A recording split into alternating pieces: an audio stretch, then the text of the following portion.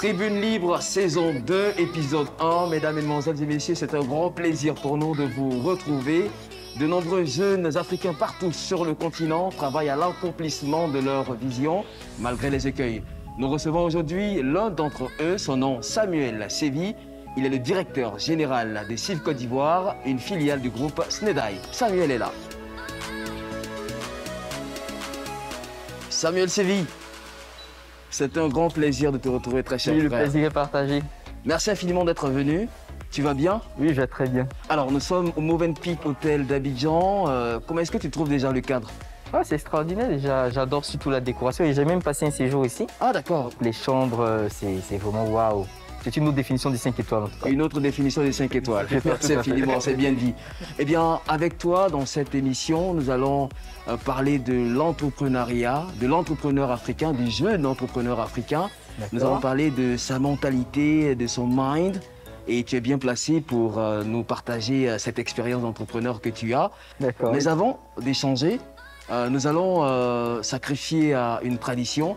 À Tribune Libre, lorsqu'on reçoit notre invité, on le soumet à un exercice. Et tu peux deviner, c'est quoi? Vas-y. Non? Eh bien, on le fait danser tout simplement. Ah, ça. On va danser. Non, tu vas pas me faire ce coup là. Si, on va danser. Non, non, non. Les téléspectateurs veulent te voir danser, Samuel Sévi. Eh bien, Bon, d'accord, mais est-ce que toi tu pourras danser? bon, je vais essayer. On va tenter. Ok, d'accord. Eh bien, mesdames, mesdemoiselles et messieurs, on connaît Samuel Sévi en tant qu'entrepreneur, mais peut-être pas en tant que danseur. Et on va le découvrir maintenant. C'est dans le Free Time.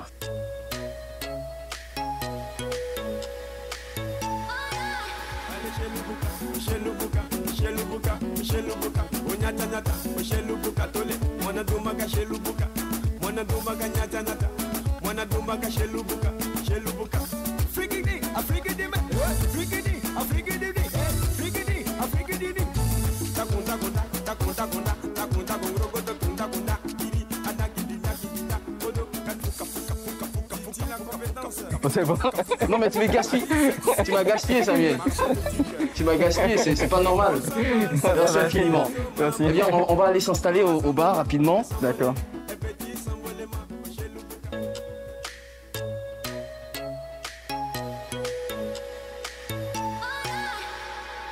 Samuel Sévi, nous sommes confortablement installés au Movenpick Hotel d'Abidjan.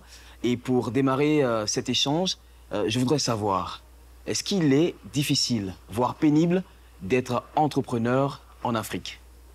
Je dirais qu'il n'y a rien de facile et tout est difficile. Parce que même boire de l'eau, c'est compliqué. Effectivement. Mais tout dépend du contexte. Parce que cette question, si on la pose à des jeunes entrepreneurs qui sont même dans des pays développés, ils vous diront oui, c'est difficile d'entreprendre selon leur contexte. Donc, dans le contexte africain, il est effectivement difficile d'entreprendre, mais à notre manière.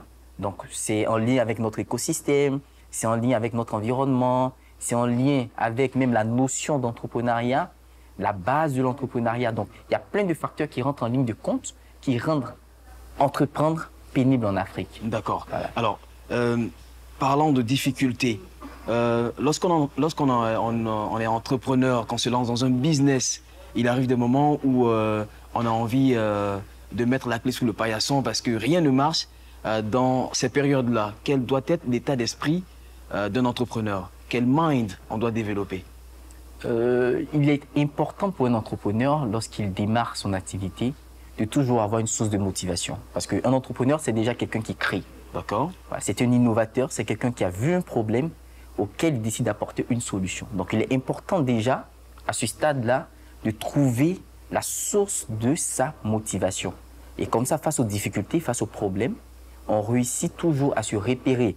Notre motivation est notre point de repère. Okay. Donc ça nous permet à chaque moment de pouvoir faire un plein d'énergie, un plein de positivité et d'aller encore de l'avant pour chercher à surmonter les problèmes. Parce qu'en entrepreneuriat et problème, c'est une paire qui marche. Ouais. Donc c'est jamais l'un sans l'autre. Donc il y a toujours des difficultés à relever, mais il est important de toujours trouver sa source de motivation et de toujours s'en rappeler. Alors, quelle est ta source de motivation, Samuel Sévi? Celle-là, je ne la sentais pas venir, mais je vais juste dire une seule chose, c'est que quand j'avais 14 ans, j'ai fait ma propre citation, que je n'hésite pas à dire à chaque fois que j'ai la possibilité de prendre le micro lorsque je suis devant une caméra, c'était cette citation elle est signée Samuel Sévy, c'est que je ne ferai pas partie de ceux qui passent dans ce monde, mais plutôt de ceux qui marquent le monde. D'accord. Donc dans cette phrase, il y a ma source de motivation. Et tu as déjà marqué la Côte d'Ivoire, l'Afrique, et tu continues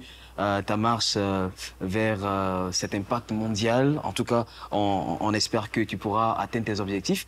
Et Samuel, on va aborder une question très importante, le chômage. C'est un fléau mondial. Presque tous les pays du monde connaissent cette difficulté-là. Est-ce que tu penses que l'entrepreneuriat peut être considéré comme une panacée pour résoudre définitivement ce fléau-là dans nos pays africains? Oui, effectivement, l'entrepreneuriat peut être un moyen de résoudre le chômage. C'est le moyen de résoudre le chômage parce que toutes les grandes nations qui ont réussi en partie à résoudre le problème du chômage ont été des nations qui ont mis l'entrepreneuriat, l'industrialisation en avant. Mais dans le contexte africain, surtout dans le contexte ivoirien, il ne faudrait pas que la motivation, l'encouragement qu'on donne aux jeunes entrepreneurs, aux jeunes gens qui décident d'entreprendre, il ne faudrait pas que ce soit un moyen pour nos gouvernants de fuir leurs responsabilités. Parce qu'il est facile de dire aux gens entreprenez, entreprenez, pour enlever un poids du chômage sur soi. Donc il ne faudrait pas que ce soit un moyen pour eux de fuir leurs responsabilités. Mais il est toujours évident, et ça reste évident, que l'entrepreneuriat est un problème au chômage. Mais quel type d'entrepreneuriat? Donc il y a l'entrepreneuriat de survie. Voilà. Aujourd'hui, dans le contexte africain, beaucoup de personnes se lancent dans l'entrepreneuriat parce qu'il y a des difficultés au quotidien qu'il faut régler. Il faut que je trouve un moyen d'avoir des revenus récurrents pour pouvoir gérer mon quotidien. Mais il y a l'entrepreneuriat qui a une vision industrielle, qui a un cap industriel. Ce type d'entrepreneuriat peut être un moyen de résoudre le problème du chômage. Parce que un projet qui démarre peut être petit, mais si à l'horizon, ce projet vise l'industrialisation, si à l'horizon, ce projet vise un cap énorme, cela pourra créer des emplois. Voilà. Cela pourra créer des emplois, pourra créer de la richesse et donc réduire considérablement le taux du chômage. Mais malheureusement, dans notre écosystème, depuis l'indépendance, nos gouvernements avaient basé la création de l'emploi sur le secteur public. Voilà, c'est pourquoi on a vu beaucoup de concours et donc plein de familles encouragent jusqu'à aujourd'hui leurs parents, leurs enfants à se lancer dans des concours publics parce qu'on se dit que c'est une assurance. Mais derrière, il faudrait que ça change parce que la fonction publique ne peut pas embaucher tout le monde. La fonction publique ne peut pas embaucher autant pour résoudre le problème, le problème du chômage. Donc il faut qu'il y ait des créateurs d'entreprises, il faut qu'il y ait des créateurs de richesses qui développent des projets pour embaucher un maximum de personnes et donc résoudre considérablement le taux du chômage. Certains observateurs affirment avec conviction que si de jeunes entrepreneurs ne font pas long feu dans leur business, c'est tout simplement parce qu'ils n'ont pas la formation qu'il faut pour être de bons entrepreneurs. Qu'est-ce que tu penses de cette réflexion? Je ne suis pas franchement tout le temps d'avis avec cette réflexion parce qu'il est facile de critiquer lorsqu'on n'est pas dans le feu de l'action. Déjà, un jeune entrepreneur qui a décidé de faire quelque chose, d'entreprendre quelque chose, qui a eu une idée innovante, qui a osé faire quelque chose, c'est quelqu'un qu'il faut féliciter, qu'il faut saluer, qu'il faut encourager et aussi qu'il faut accompagner. Voilà. C'est vrai qu'effectivement, il y a ces gens qui n'arrivent pas à faire long feu dans l'entrepreneuriat, mais je ne mets pas ça sur le coût de la formation principalement. Parce qu'en entrepreneuriat, l'entrepreneuriat vous forme. Moi, lorsque je commençais à entreprendre, je n'ai pas suivi une formation particulière, je n'ai pas fait d'école d'entrepreneuriat, rien, mais au fur et à mesure, dans l'accomplissement de mon projet, dans la poursuite de mon projet, j'ai réussi à apprendre beaucoup de choses parce que les difficultés et les challenges auxquels j'étais face, à force de les relever, ça me formait. Et donc, même mon projet, j'ai pu développer la stratégie commerciale qu'il fallait, j'ai pu développer l'approche commerciale qu'il fallait parce que, au fur et à mesure que je poursuivais la réalisation de mon projet, je pouvais m'imprégner de plusieurs réalités qui me permettaient de savoir quelle était l'approche et les stratégies que je devais développer. Donc, l'entrepreneuriat m'a formé. Voilà. Mais aujourd'hui, pour ce qui est pour ce qui est du point de vue des jeunes qui échouent, je mets cela plutôt sur le compte de l'écosystème qui n'est pas favorable, l'accompagnement qui n'est pas complet. Voilà. Parce qu'on ne peut pas dire qu'ils ont échoué parce qu'ils ne sont pas formés. La volonté déjà d'entreprendre est déjà quelque chose. Mais donnez les moyens et vous verrez ce que les jeunes sont capables de pouvoir faire réellement. Et quand je dis donner les moyens, quand je dis accompagner, ça ne se limite pas juste à donner des prix, ça ne se limite pas juste à dire que telle personne a été primée. Non. C'est tout un système qu'il faut mettre en place pour pouvoir accompagner un jeune qui a décidé d'entreprendre. Et il y a plein de modèles qui existent dans le monde. Et moi, mais j'en ai pris. J'ai visité, grâce à l'entrepreneuriat, grâce à mon projet, j'ai pu avoir effectivement certains prix qui m'ont permis de visiter certains pays comme Singapour, comme la Corée du Sud, où lorsque tu regardes l'écosystème entrepreneurial qui est mis en place, il n'y a pas de moyen qu'une start-up ne puisse pas évoluer, ne puisse pas connaître le cap de l'équilibre. D'accord. Samuel Sivi, vous parlez d'accompagnement de l'État, n'est-ce pas?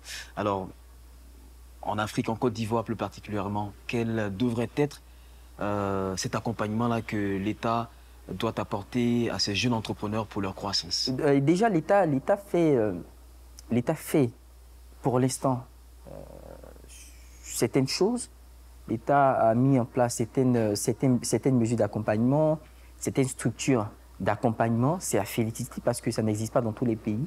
Mais l'État peut faire encore plus, peut faire encore mieux. Pour moi, l'État pourrait décider aujourd'hui de permettre à toute personne qui crée une entreprise, que ce soit une SARL, une SA ou une SAS, d'avoir une exonération totale de tout ce qui est charges sociales, charges fiscales, pour une période de 10 ans par exemple. Et vous pensez que ça permettra à un entrepreneur non mais attendez, une entreprise qui est créée a pour objectif de vivre au moins 99 ans.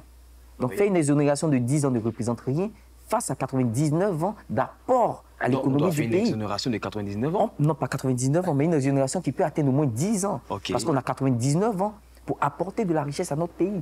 Donc ça pourrait leur permettre de pouvoir oublier certains problèmes. Parce que vous savez, quelqu'un qui commence à entreprendre, il y a deux réalités qui convergent. Il y a les réalités quotidiennes et il y a les réalités liées à la poursuite, à la réalisation de son projet. Et lorsque ces deux réalités convergent trop, c'est sûr qu'à la fin, on mettra la clé sous le paillasson. Voilà, parce qu'il faut gérer le quotidien et il faut aussi gérer la réalisation du projet. Mais si, au niveau de la réalisation du projet, il y a une bonne respiration, il y a un bon accompagnement, cela pourra permettre à ces jeunes entrepreneurs-là d'être plus objectifs dans leurs actions et aussi avec toutes les mesures d'accompagnement, tout l'écosystème, avec la promotion du consommé local, la promotion de tout ce qui est produit venant de l'intérieur, toutes ces mesures-là peuvent permettre au projet, peuvent permettre aux jeunes entrepreneurs de devenir des champions nationaux. Parce que lorsqu'on favorise ce qui est importé, ça enrichit plutôt ceux de l'extérieur. Mais lorsqu'on favorise ce qui est local, ça enrichit le pays et ça enrichit les personnes du pays. D'accord. Voilà. Je pense que le message est bien passé. Samuel Sivi, au cours de cette émission, je ne suis pas le seul à poser des questions à nos invités.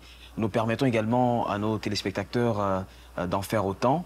Et donc, tu vas écouter deux questions tout à l'heure. Mesdames, Mesdemoiselles et Messieurs, c'est le moment du Mic Free.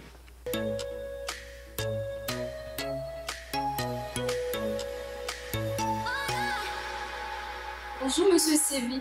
Être aussi jeune que vous en entrepreneuriat ne consiste pas à un handicap? Je dirais que oui. Je dirais oui et je dirais non. Oui, ça peut être un handicap parce que lorsque vous commencez à entreprendre et que vous êtes très jeune, moi j'ai commencé quand j'avais 17 ans, les gens se posent des questions de savoir est-ce que vous êtes compétent, quelle expérience vous avez, est-ce que vous avez la capacité de pouvoir manager un projet, de pouvoir poursuivre un projet jusqu'à son accomplissement. Et là, lorsqu'il y a ces doutes qui se lèvent, il faut répondre par non, ce n'est pas un handicap parce que vous devez prouver que vous en valez la peine. Voilà. Donc, si vous réussissez à montrer votre charisme, si vous réussissez à montrer que vous en valez la peine, si vous réussissez à montrer que vous avez les compétences qu'il faut, que vous avez la maîtrise parfaite de votre projet, c'est sûr que les gens vous diront aux âmes bien nées, la valeur n'attend point le nombre des années. Bonjour, Monsieur Samuel Sivi. Où en êtes-vous aujourd'hui avec votre invention de la protège-tasse à latex? Voilà, merci pour cette question parce que j'attendais que Yannick me pose des questions sur mon projet, mais il ne l'a pas fait. Donc, merci pour cette question. Donc, ça me donne la latitude d'expliquer un peu mon projet. Donc, pour ceux qui ne connaissent pas le projet pour lequel mon projet, c'est une invention qu'on appelle le Rain Protect, la protège-tasse à latex DVA, qui est un dispositif qui permet de protéger les tasses qui recueillent le latex DVA contre les eaux de pluie. Parce qu'en saison des pluies, les planteurs perdent jusqu'à 35 à 50% de leur production. Et après avoir constaté ce problème-là, j'ai décidé d'apporter une solution. Donc, j'ai inventé le Rain Protect, qui est le dispositif qui permet de protéger les tasses qui recueillent le latex DVA contre les eaux de pluie. Donc, aujourd'hui, le projet est à sa phase de commercialisation. Donc, le dispositif est vendu sur l'étendue du territoire. Donc, si tu me poses la question, ça sous-entend que tu es intéressé. Donc, pour toutes les personnes qui sont intéressées à en savoir plus ou avoir une idée sur l'invention Rain Protect, il vous suffit juste de taper sur Facebook SIVE, S-I-V-E. Donc, vous verrez la page de l'entreprise SIVE, SIVE, et vous pourrez avoir des informations sur l'équipe commerciale, les contacts, pour pouvoir vous en procurer et également faire la promotion si vous voulez. Voilà, donc déjà nos premiers clients qui ont utilisé le dispositif nous ont fait un retour assez favorable parce que le dispositif a permis à un planteur, à certains planteurs, surtout dans la zone de Ndikro, d'avoir jusqu'à 250 kg de plus pendant la saison des pluies par mois, par hectare. Et donc, c'est quand même énorme dans la productivité de l'EVA. Donc, le dispositif se comporte très bien. Il est vendu sur l'étendue du territoire. Et nous continuons de faire la distribution lorsque les clients en demandent.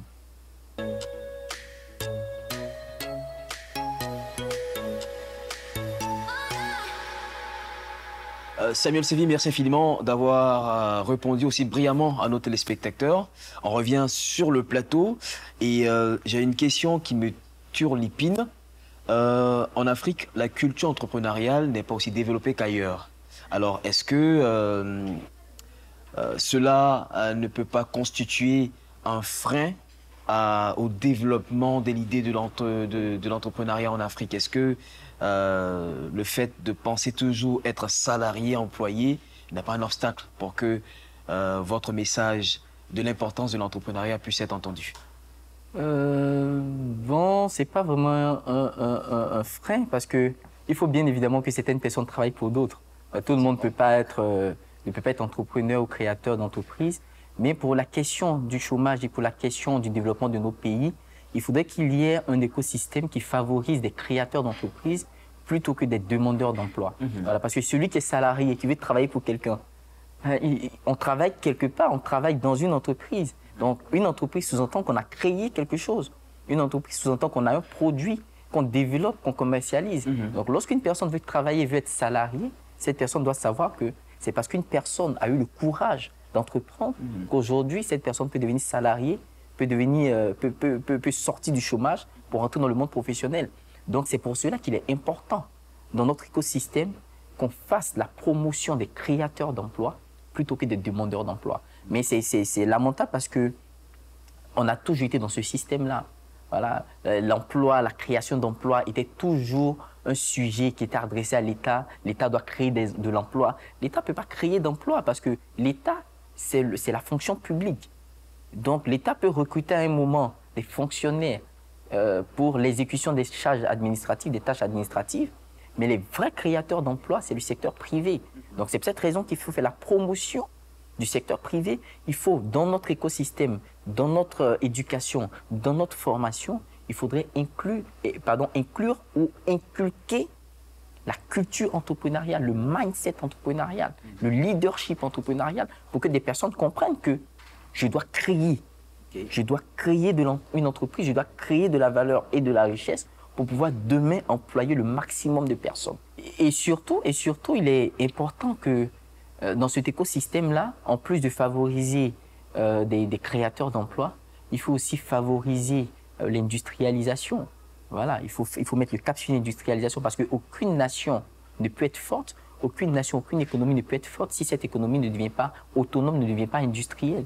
Donc il faut également mettre le cap sur l'industrialisation. Auparavant, nos pères, les pères fondateurs de nos différents pays, surtout la Côte d'Ivoire, ont mis l'accent sur l'agriculture, la production de matières premières.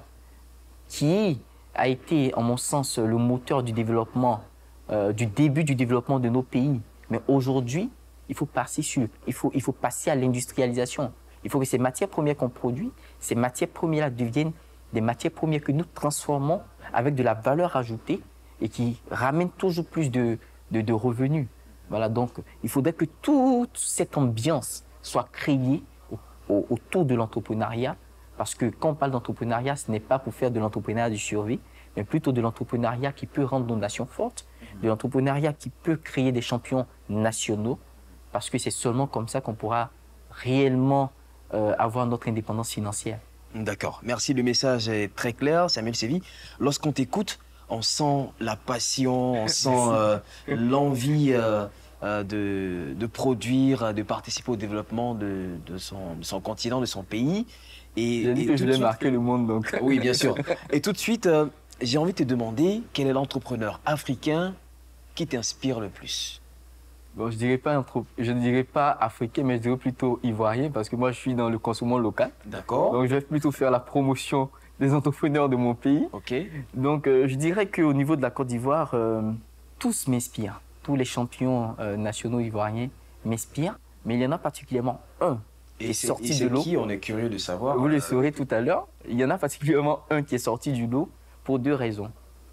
La première, c'est pas son sens entrepreneurial, pas son charisme, pas son leadership, pas sa générosité, mais aussi, deuxièmement, parce qu'il a eu confiance en moi.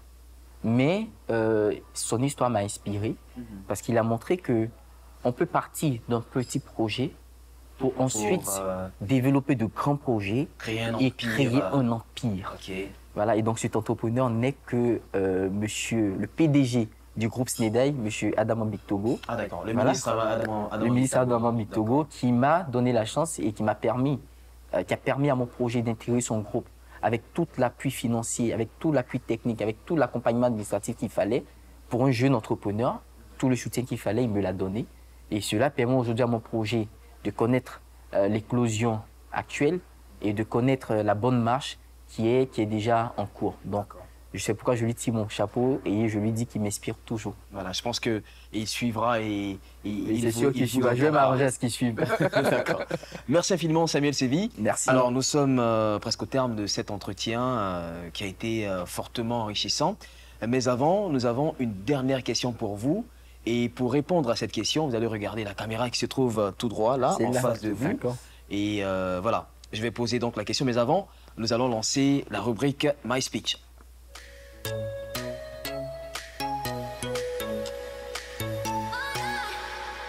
Samuel Sévi, de nombreux jeunes entrepreneurs vont suivre cette émission.